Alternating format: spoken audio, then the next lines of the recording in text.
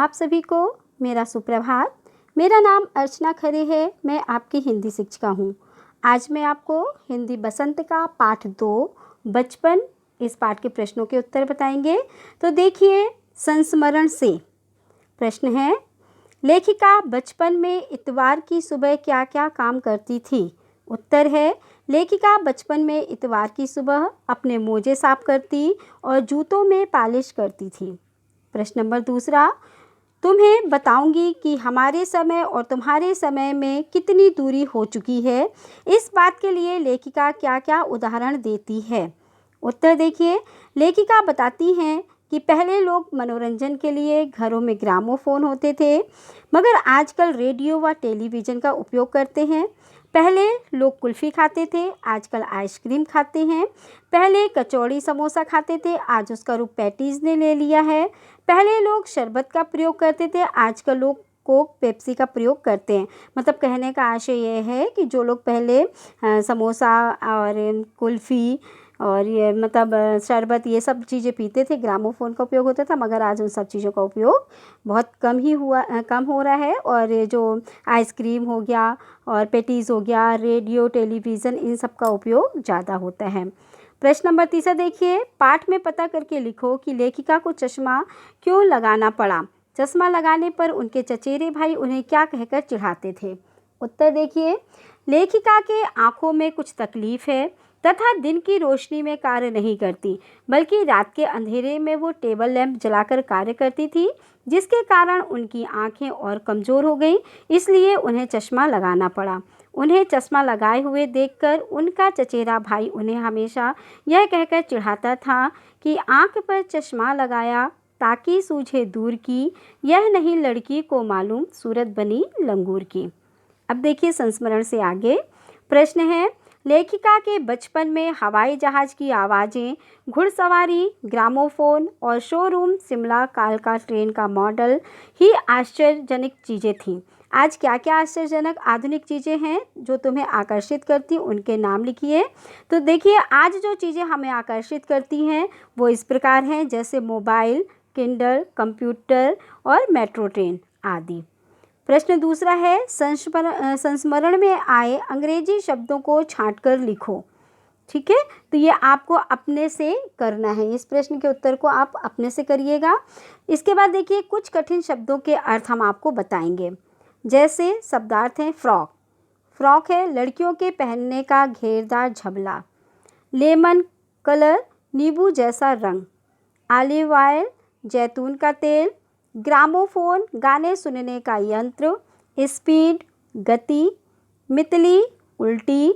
सयाना, समझदार। शताब्दी, 100 वर्ष। दशक, 10 वर्ष। स्टॉक, संग्रह। कोलाहल, शोर। कैस्टर ऑयल, अरंडी का तेल। सूर्यास्त, सूर्य के छिपने का समय। खींचना, क्रोध करना या झुंझलाना। तो ये आपके पाठ के जो शब्दार्थ हैं वो मैंने बताया, जो कठिन शब्द हैं उनके अर्थ। इसके बाद देखिए, भाषा की बात। जो भाषा की बात है उसमें पहला क्वेश्चन देखिए क्या दिया हुआ है, क्रियाओं से भी भाववाचक संज्ञाएं बनती हैं। जैसे मारना, मारना क्या है? क्रिया। ठीक है, मारना क्या है? क्रिया। मगर मार उसका क्या है? उसका भाव है ना? उसका भाव क्या है? मार, मगर उसकी क्रिया क्या है? मारना। काटना से काट बनता है। हारना से हार। सीखना से सीख। पलटना से पलट। हड़पना से हड़प आदि भाववाचक संज्ञाएं बनी हैं। तुम भी इस संस्मरण में कुछ क्रियाओं को छांटकर लिखो और उनसे भाववाचक संज्ञा बनाओ। तो देखिए, पुस्तक पे लिखा हुआ है, उतरना, उतर। खरीदना, खरीद। सोचना, सोच। मारना, मार। चमकना, चमक। बदलना, बदल। ओढ़ना, ओढ़। ठीक है, तो आपको अपनी कॉपी में आप इसी तरीके से कर लीजिएगा। इसके बाद दूसरा देखिए, 4 दिन कुछ व्यक्ति 1 लीटर दूध आदि शब्दों के प्रयोग पर ध्यान दो तो पता चलेगा कि इसमें 4, कुछ और 1 लीटर शब्द में संख्या या परिमाण की का आभास होता है, क्योंकि ये संख्यावाचक विशेषण है। इसमें 4 दिन में निश्चित संख्या का बोध हो रहा है, इसलिए इसको निश्चितवाचक संख्या कहेंगे।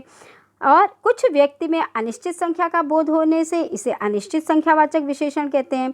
इसी प्रकार 1 लीटर दूध से परिमाण का बोध होता है, इसलिए इसे परिमाणवाचक विशेषण कहते हैं। तो देखिए, संख्यावाचक विशेषण वो विशेषण कहलाता है जिसमें कि हमको किसी चीज़ का संख्या पता चले, गिनती पता चले कि कितना है, ठीक है।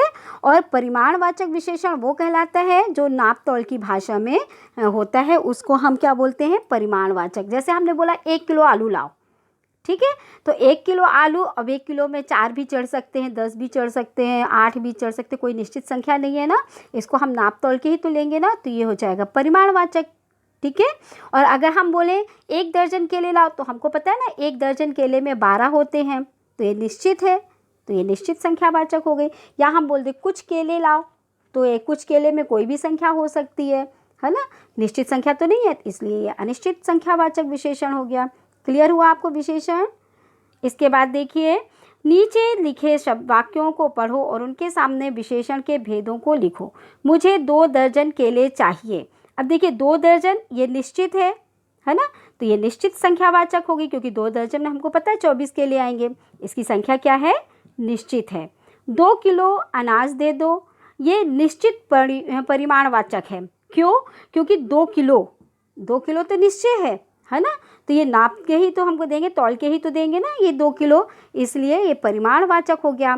कुछ बच्चे आ रहे हैं, ये अनिश्चित संख्यावाचक विशेषण होगा क्योंकि कुछ में कोई संख्या नहीं है, अनिश्चित है ना, कितने भी आ रहे हैं, 4 भी आ रहे हैं, 6 भी आ रहे हैं, 10 भी आ रहे हैं, कुछ बच्चों की संख्या है, इसलिए ये अनिश्चित है। सभी लोग हंस रहे थे, ये भी अनिश्चित संख्यावाचक विशेषण है क्योंकि बैठे तो बहुत सारे लोग हैं, अब कितने लोग बैठे हैं हमको तो नहीं पता, तो हमने क्या बोला, सभी लोग हंस रहे थे, इसलिए ये अनिश्चित संख्यावाचक विशेषण है। तुम्हारा नाम बहुत सुंदर है, सुंदर क्या है, बहुत सुंदर क्या है, गुणवाचक, सुंदरता क्या है, गुणवाचक विशेषण के अंतर्गत आती है, ठीक है। मगर क्या बोल रहे हैं, बहुत सुंदर है, तो बहुत के नीचे हमने अंडरलाइन किया है ना, इसलिए ये गुणवाचक विशेषण है। तो आप भी ऐसे लिखिए, जैसे का नंबर लिखा आपने, मुझे 2 दर्जन केले चाहिए, उसके आगे उसका भेद लिखना है आपको, जिस तरीके से मैंने पुस्तक में दिया हुआ है। अब इसके बाद देखिए, कपड़ों में मेरी दिलचस्पियाँ मेरी मौसी जानती थी। इस वाक्य में रेखांकित शब्द दिलचस्पियाँ और मौसी संज्ञाओं की विशेषता बता रहे हैं, इसलिए ये सार्वनामिक विशेषण हैं। देखिए, सार्वनामिक विशेषण वो कहलाते हैं जो संज्ञा के पहले लगते हैं, ठीक है, तो उन्हें हम क्या कहते हैं, सार्वनामिक विशेषण। सर्वनाम कभी कभी विशेषण का भी काम करते हैं। पाठ में ऐसे 5 उदाहरण छांट कर दीजिए। तो देखिए, पहला है, मैं तुमसे कुछ इतनी बड़ी हूँ कि तुम्हारी दादी भी हो सकती हूँ। दूसरा है, बचपन में हमें अपने मोजे खुद साफ करने पड़ते थे। तीसरा है, हम बच्चे इतवार। चौथा है, कुछ गुलाबी कुछ लाल रहता है। पांचवा है, मैंने अपने छोटे भाई का टोपा उठा लिया, ठीक है। इसको आप स्वयं से भी कर सकते हैं, स्वयं से भी अपनी पुस्तक से ढूंढिएगा और इसको करिएगा। कहने का मतलब है, भाषा की बात आपका पहला, दूसरा और तीसरा ये आपका होमवर्क है, ये आपको स्वयं से करना है, वो तो मैंने आपको एक समझाया है पुस्तक में, ठीक है। तो इसको आप स्वयं से करके, और जो भी तारीख आपको बताई जाती है, सारे प्रश्नों के उत्तर आप कॉपी में करके ज़रूर भेजिएगा, क्योंकि होमवर्क भेजना आपके लिए बहुत आवश्यक है। धन्यवाद।